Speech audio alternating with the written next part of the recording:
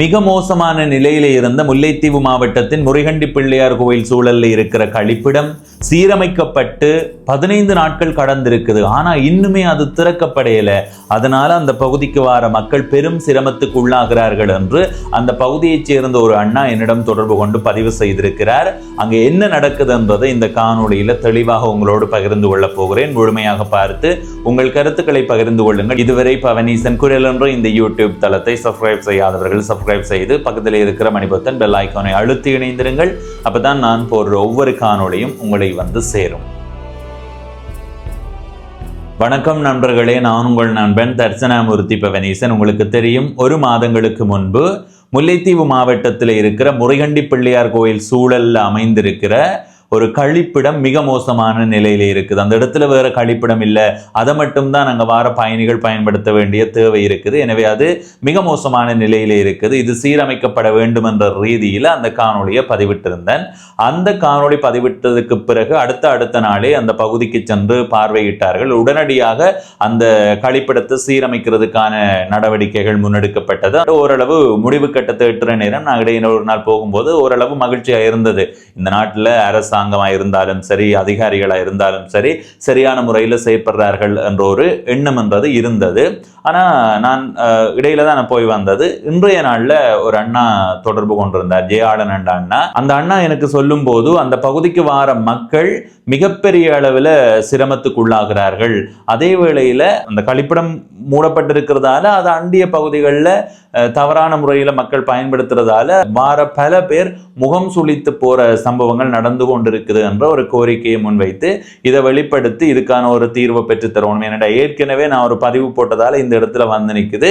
எனவே இதை ஒரு நல்ல வகையில முடிச்சு வைக்க வேண்டிய பொறுப்பும் தேவையும் இருக்குன்றதை அவர் வலியுறுத்தியதன் அடிப்படையில் இப்ப நான் அந்த அண்ணாவோட தொடர்பு கொண்டு கதைக்க போறேன். அதை விட இன்னும் ஒருவரோடையும் கதைக்கலாம். அங்க என்ன நிலை இருக்குன்றதை அறிந்து கொள்ளணும் தானே. அடுத்தது அந்த இடத்துக்கு எங்களால் இன்றைய நாள்ல போக முடியல. அந்த அண்ணா வைத்த கோரிக்கையின் அடிப்படையில இந்த காணொலியை பதிவு செய்கிறேன். இந்த காணொலியில கதைக்கிற அந்த நபர்களுடைய கருத்துக்கு நான் பொறுப்பானவன் அல்ல என்ற ஒரு முன்னெச்சரிக்கை தகவலையும் சொல்லிக் கொள்றேன். உண்மையிலே அது ஓரளவு உறுதிப்படுத்தப்பட்டிருந்தாலும் அந்த முன்னெச்சரிக்கை தகவலை இந்த இடத்தை நான் பதிவு செய்து கொள்றேன். அவர்கள் அங்கே இருக்கிற நிலையை பகிர்ந்து கொள்றார்கள், அதை நான் வெளியில தெரியப்படுத்துறேன். அவ்வளவும் தான். சரி, இப்ப அந்த அண்ணாவோட கதைக்கெல்லாம். வணக்கம் அண்ணா.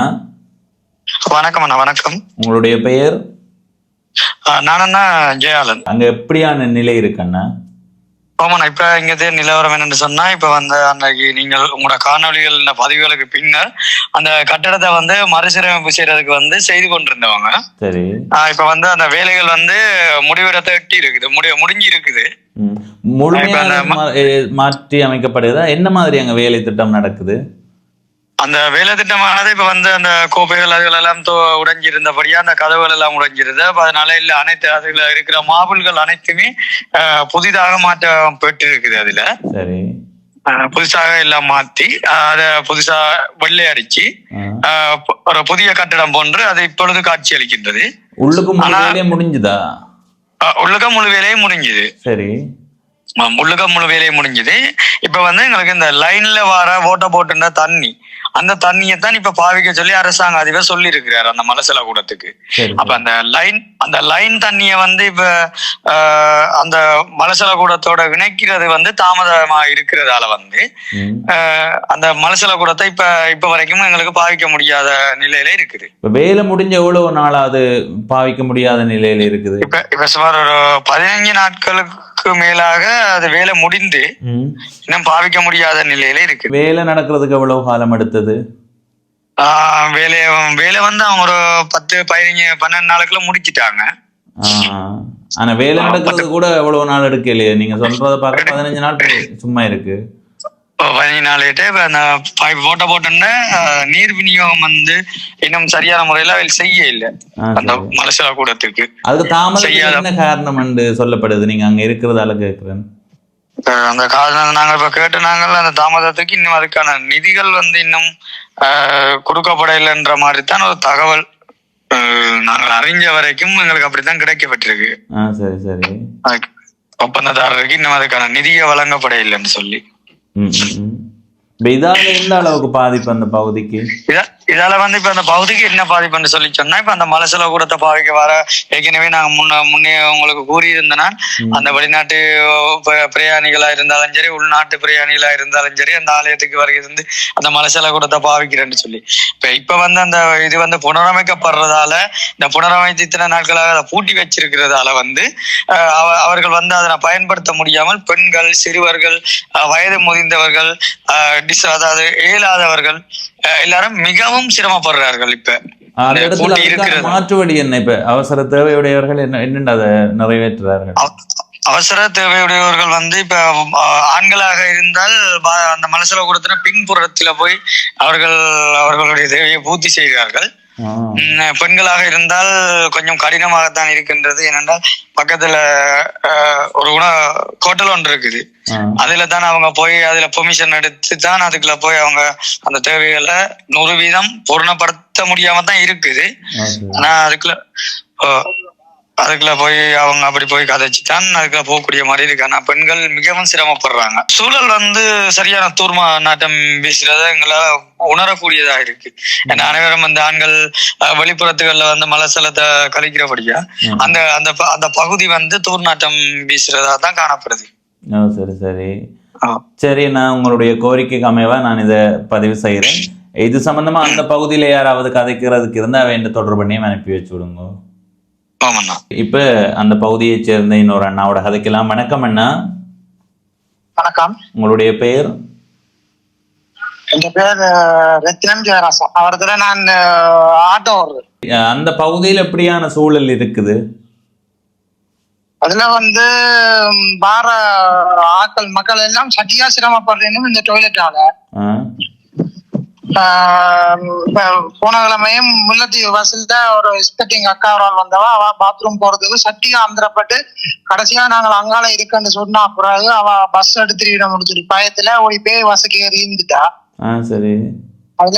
அதுல வேற வேற ஆக்கள் வார பொம்பளை ஆக்கள் எல்லாரும் பாத்ரூமுக்கு சட்டியாந்திரப்படுறா. ஆம்பளை ஆக்கள் இந்த ரோட்டு கரையில ஒரு ஒதுக்குப்புறமான இடங்கள்ல பாத்ரூம் இருந்துட்டு அதை போயினா பொம்பளை ஆக்கள் சட்டியா சிரமப்படுறீங்க. செய்யணும்னு நினைச்சா செய்யலாம். இது அந்த என்னதுக்காண்டி அவ செய்யாம வச்சிருக்கேன் அன்றைக்கு எடுத்து இந்த இதுல போட்டபடியா அந்த அதை வச்சு சாதிக்கணுமோ என்னன்னு ஒண்ணுமா எங்களுக்கு பிளாங்க இல்லை.